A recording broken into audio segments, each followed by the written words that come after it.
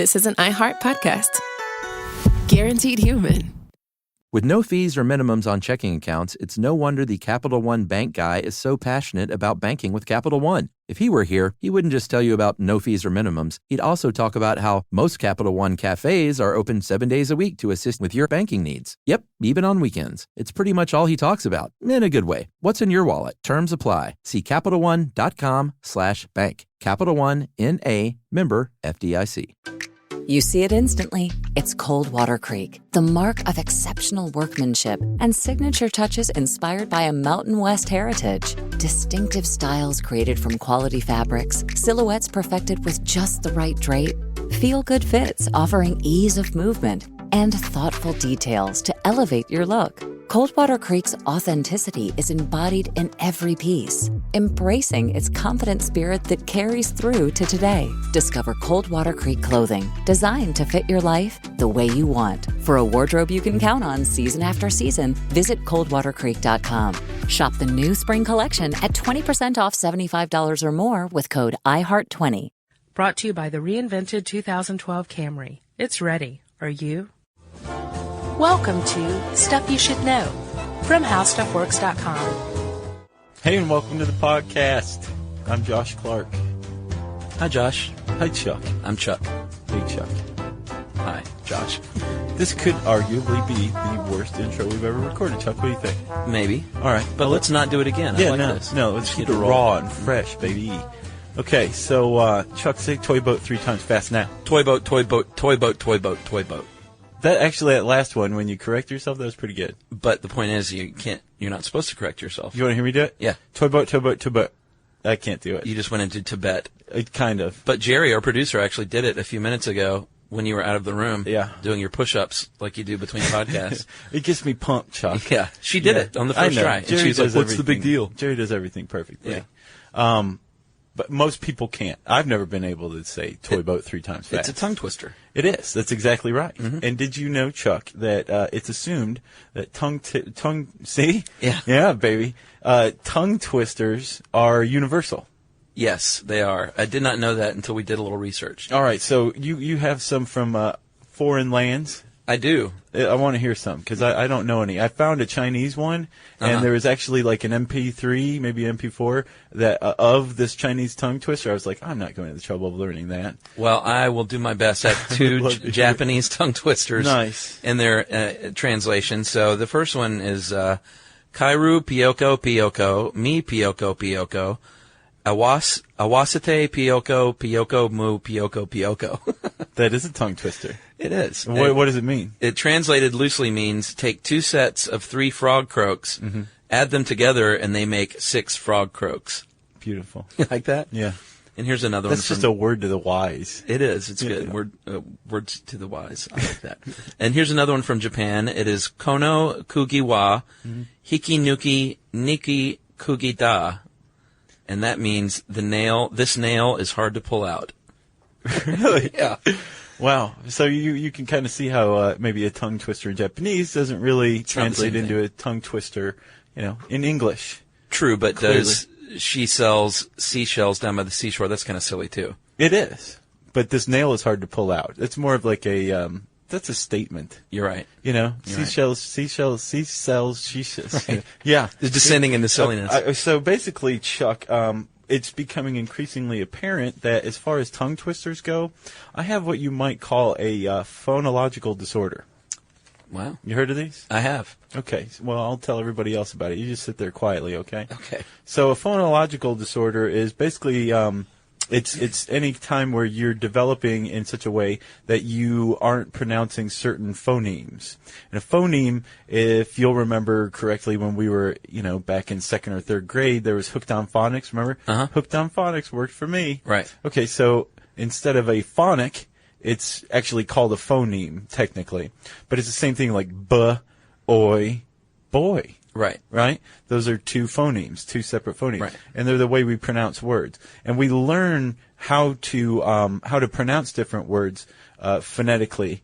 That's how we learn to read, usually. Right. And that's also how we learn to communicate. Now, if that development doesn't happen properly, you can end up with a phonological disorder. Right. Is that a speech impediment?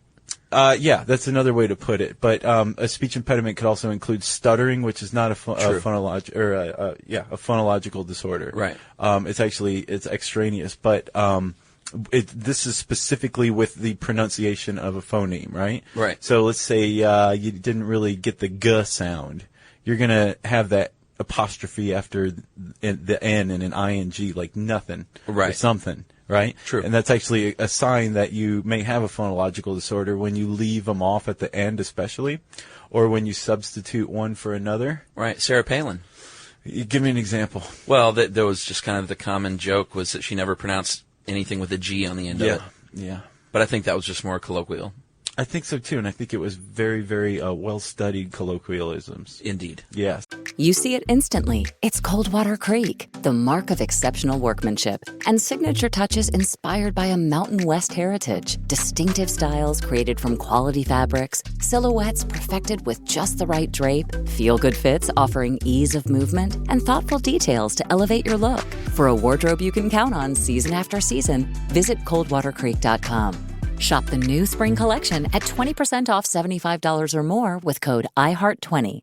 Doing taxes the old way meant handing everything off and just hoping things were moving. But now you can feel confident your taxes are being handled right with Intuit TurboTax. Now you match with a TurboTax full-service expert. Just upload your documents right in the app, and boom, they take it from there. Start to finish, you've got a dedicated expert working your return. They check every deduction and credit to help you get the best possible outcome, so you can feel confident you're getting every dollar you deserve. And now you're not guessing what's happening, you're seeing it happen. TurboTax gives you real-time updates on your expert's progress while you go about your day. Run errands, grab a coffee, live your life. You're always in the loop. And if a question pops up, you got unlimited expert help at no extra cost, even on nights and weekends during tax season. Taxes are finally transparent, easier, and handled. Visit TurboTax.com. Only available with TurboTax full-service experts. Real-time updates only in iOS mobile app.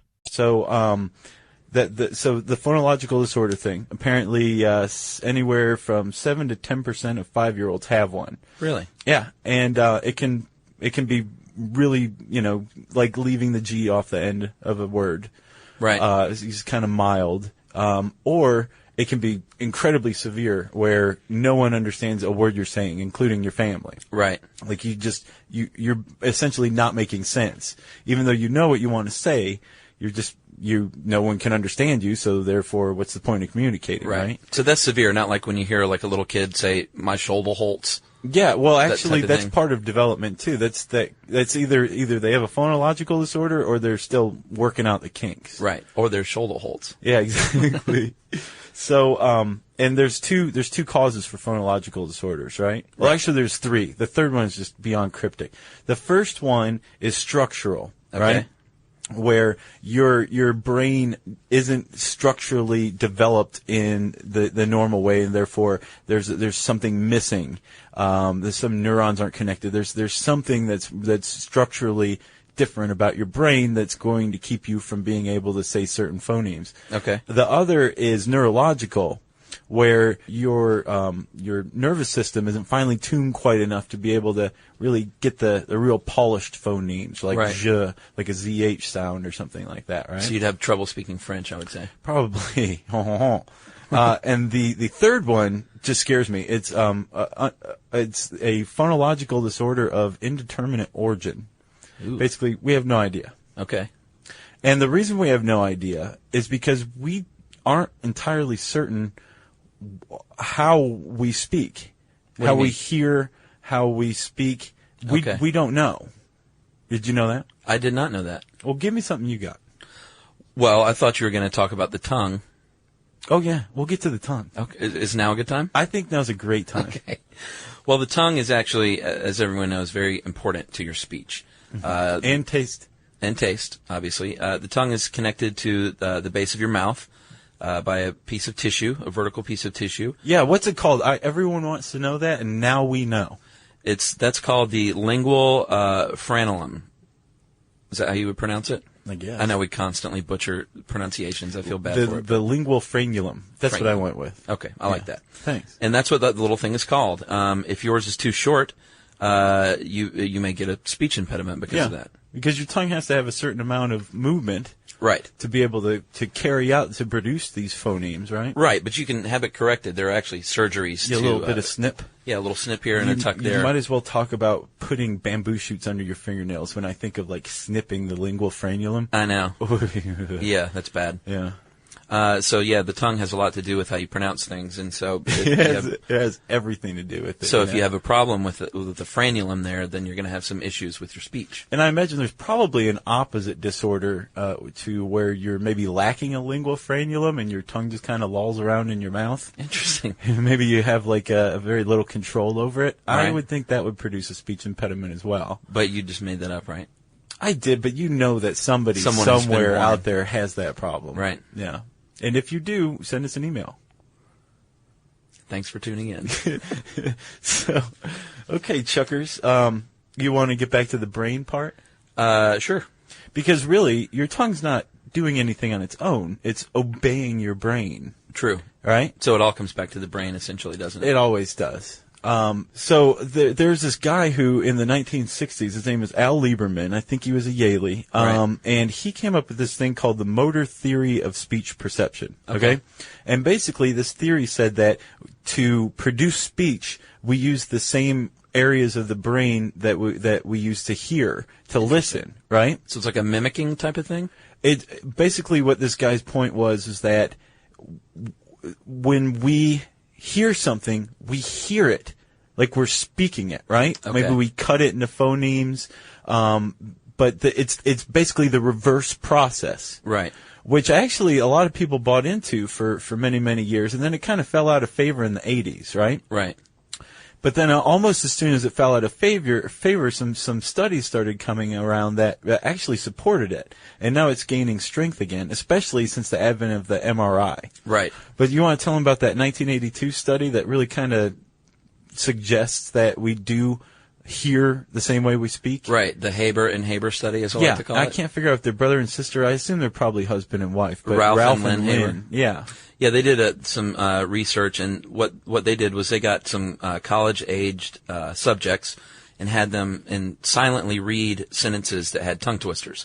Right. And then they also had them a control group who the control group was a different sentence that did not have a tongue twister. Just a regular sentence, right? Yeah. So they found out that it took longer to silently read the tongue twisters than it did for the sentences that did not contain them. Right, and these were all fully developed college-age test subjects. Right. And so if we aren't using the same process in reverse, we shouldn't have any trouble silently reading a tongue twister. Correct. But it suggests that we read by breaking things up into phonemes, just like we do when we're speaking, right? Which would suggest that the motor theory of speech is correct. Right, which I agree with because I looked up some cool tongue twisters, and I have to read them slower in my head than just like I would when I say them. Right. Like what? Well, there's one, I believe it's the Guinness, holds the Guinness record for being, and I can barely get through this one, for being the most difficult tongue twister. And that is... How do you quantify that into a world record? Well, we'll have to ask Guinness about that. It is the sixth sick sheep's sick. I can hardly get through that. So, the sixth I can't even say it. Can I try? Yeah, it's at the top there. Okay, so the sixth sheep's sick. Man, that's pretty good. Thank you. I just overcame the world record holder for toughest tongue twister. That's impressive. Yeah, thanks a lot. And there's also something called spoonerisms. Did you look into that? No, huh? Spoonerism is when there's a transposition of, it's usually an initial sound of two or more words. So, for instance, tons of soil versus sons of toil. That's a spoonerism. And it's actually a lot of times they're designed, people will make up a spoonerism that will get you to say a curse word by accident. Like ICUP? No, not exactly. More like, I'm not a pheasant plucker, I'm the pheasant plucker's mate, and I'm only plucking pheasants because the pheasant plucker's late.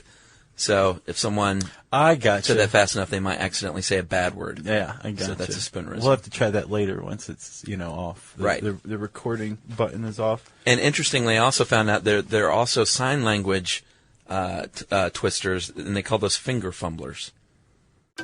You see it instantly. It's Coldwater Creek, the mark of exceptional workmanship and signature touches inspired by a Mountain West heritage. Distinctive styles created from quality fabrics, silhouettes perfected with just the right drape, feel-good fits offering ease of movement, and thoughtful details to elevate your look. Coldwater Creek's authenticity is embodied in every piece, embracing its confident spirit that carries through to today. Discover Coldwater Creek clothing, designed to fit your life the way you want. For a wardrobe you can count on season after season, visit coldwatercreek.com. Shop the new spring collection at 20% off $75 or more with code IHEART20. Doing taxes the old way meant handing everything off and just hoping things were moving. But now you can feel confident your taxes are being handled right with Intuit TurboTax. Now you match with a TurboTax full-service expert. Just upload your documents right in the app, and boom, they take it from there. Start to finish, you've got a dedicated expert working your return. They check every deduction and credit to help you get the best possible outcome, so you can feel confident you're getting every dollar you deserve. And now you're not guessing what's happening, you're seeing it happen. TurboTax gives you real-time updates on your expert's progress while you go about your day. Run errands, grab a coffee, live your life. You're always in the loop. And if a question pops up, you got unlimited expert help at no extra cost, even on nights and weekends during tax season. Taxes are finally transparent, easier, and handled. Visit TurboTax.com. Only available with TurboTax full-service experts. Real-time updates only in iOS mobile app.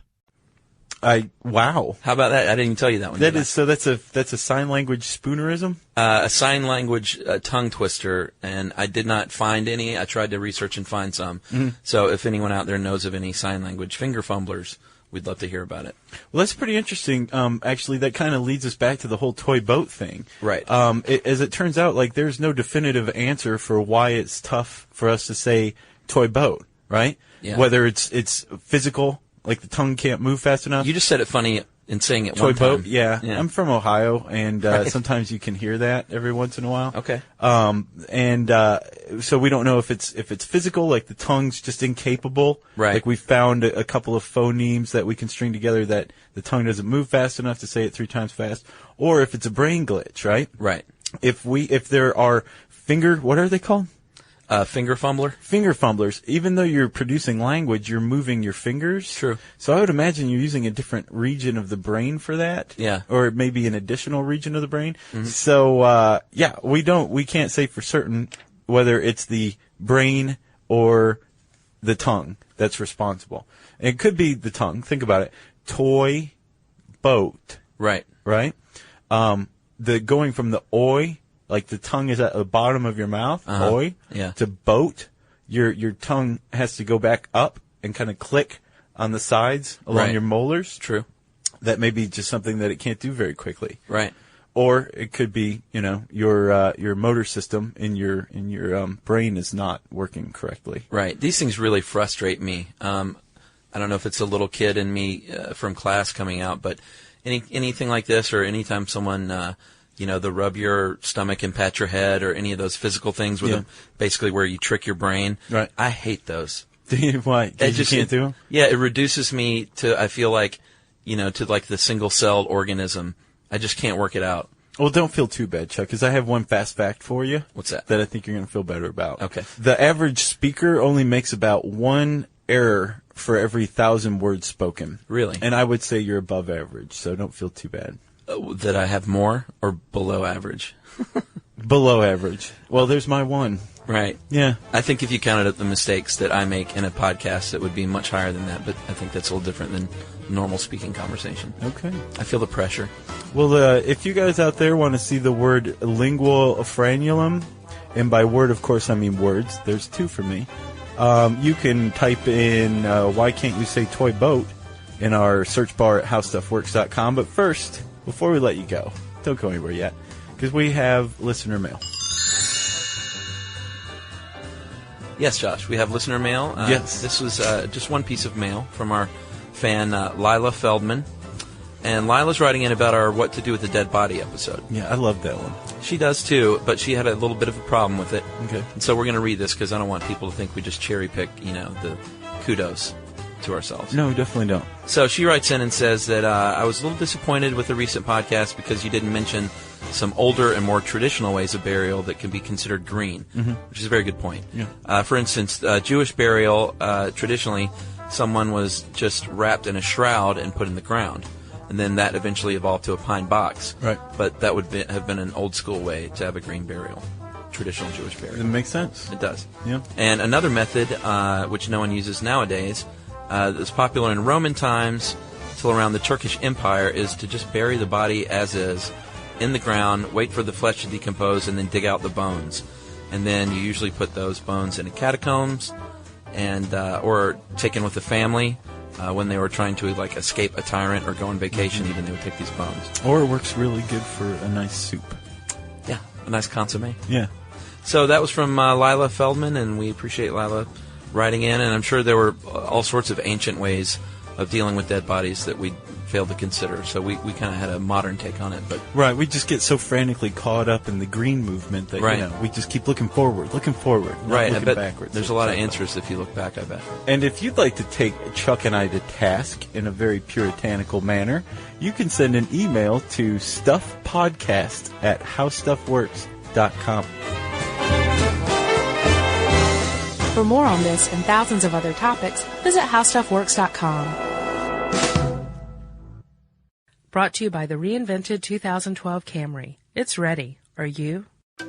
You see it instantly. It's Coldwater Creek, the mark of exceptional workmanship and signature touches inspired by a Mountain West heritage. Distinctive styles created from quality fabrics, silhouettes perfected with just the right drape, feel-good fits offering ease of movement, and thoughtful details to elevate your look. Coldwater Creek's authenticity is embodied in every piece, embracing its confident spirit that carries through to today. Discover Coldwater Creek clothing, designed to fit your life the way you want. For a wardrobe you can count on season after season, visit coldwatercreek.com. Shop the new spring collection at 20% off $75 or more with code IHEART20. The new year brings new health goals and wealth goals. Protecting your identity is an important step. Your info is in endless places that could expose you to identity theft, leading to lost funds. LifeLock monitors millions of data points per second. If your identity is stolen, LifeLock's restoration specialist will fix it, guaranteed, or your money back. Resolve to make identity, health, and wealth part of your New Year's goals with LifeLock. Save up to 40% your first year. Visit LifeLock.com/iHeart. Terms apply. This is an iHeart podcast. Guaranteed human.